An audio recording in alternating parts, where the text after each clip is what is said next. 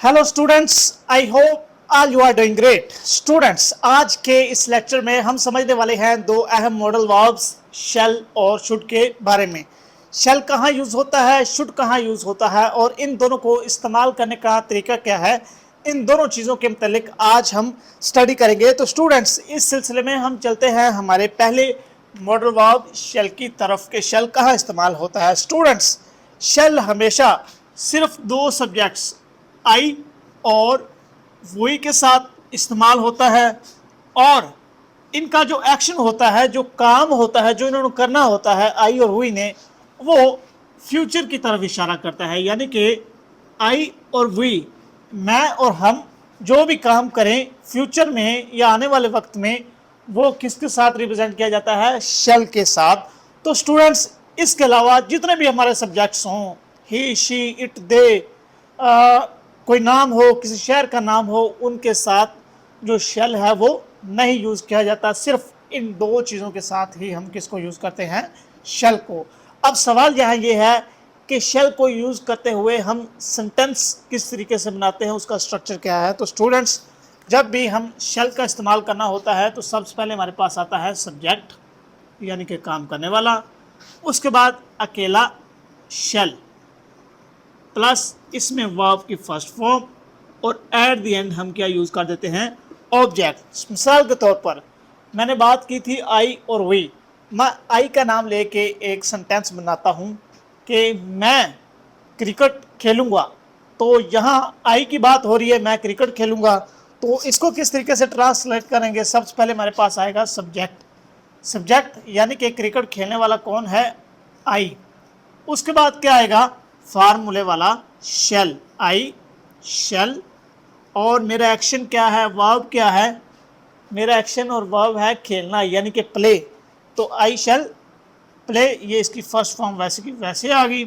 मेरा ऑब्जेक्ट क्या है, मैं क्या खेलूँगा, मैं क्रिकेट खेलूँगा। तो क्रिकेट मेरा क्या हो गया, ये ऑब्जेक्ट हो गया। तो स्टूडेंट्स, आपने समझ लिया कि शेल को यूज़ करते हुए हम किस तरीके से अपना सेंटेंस और इसके फिक्रे बनाते हैं। नंबर स्टूडेंट्स, इसके बाद नंबर सेकंड पर हम आ जाते हैं शुड की तरफ। अब शुड किस किस के लिए इस्तेमाल होता है। पहले नंबर पर हम शुड को इस्तेमाल करते हैं किसी भी तरह की एडवाइस के लिए, किसी को कोई काम की नसीहत करनी हो उसके लिए हम किसको यूज़ करते हैं, शुड को। सेकंड पर हम इसको सजेशन यानी कि किसी भी तरह की तजवीज़ देने के लिए शुड को हम यूज़ करते हैं। मिसाल के तौर पर मैं अपने दोस्त से कहता हूं कि तुम्हें हमेशा गाड़ी में सीट बेल्ट पहनना चाहिए, या तुम्हें मोटरसाइकिल आहिस्ता चलानी चाहिए, या तुम्हें हेल्थी फूड, हेल्थी खाना खाना चाहिए। तो ये मैं उसको क्या दे रहा हूँ, या तो एडवाइस दे रहा हूँ या उसे सजेशंस दे रहा हूँ। तो इस तरह के जो सेंटेंसेस होते हैं उनके लिए हम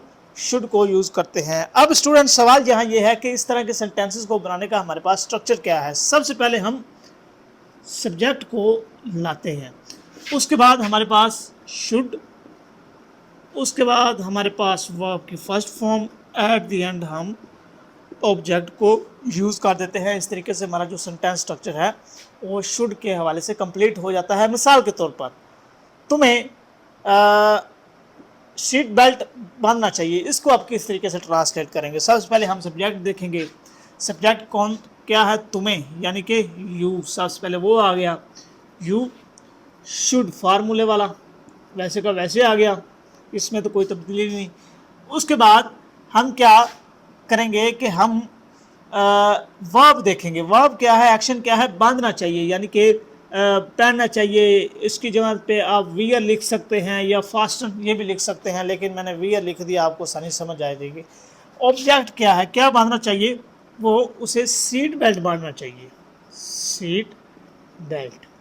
ठीक है जी, you should wear seat belt, कि तुम्हें जो सीट बेल्ट है वो अपना बांधना चाहिए। तो स्टूडेंट्स, शुड को हम सजेशन और एडवाइस इन दोनों कामों के लिए यूज़ करते हैं। थर्ड नंबर पर हम इसको यूज़ करते हैं किसी भी तरह की एक्सपेक्टेशन, यानी कि किसी काम से आपकी जो उम्मीदें होती हैं उसको शो करने के लिए भी आप यूज़ कर सकते हैं। मिसाल के तौर पर मैं कहता हूँ कि ट्रेन को वक्त पर आना चाहिए, तुम्हें अच्छा खेलना चाहिए, हमें अच्छा खाना खाना चाहिए। इस तरह की जो एक्सपेक्टेशंस हैं, ये क्या है, उसको हम किससे करते हैं, वो हम शुड का यूज़ करके सॉल्व करते हैं। अब स्ट्रक्चर तो वही रहेगा जो हमने पहले यूज़ किया है। मिसाल के तौर पे आपके सामने मैं एक फिगरा बनाता हूँ कि तुम्हें वक्त पर आना चाहिए, ठीक है जी। इसमें मैं एक्सपेक्ट कर रहा हूँ कि तुम्हें वक्त पर आना चाहिए, तो सबसे पहले क्या होगा, यू, उसके बाद शुड फार्मूले होगा वैसे वैसे,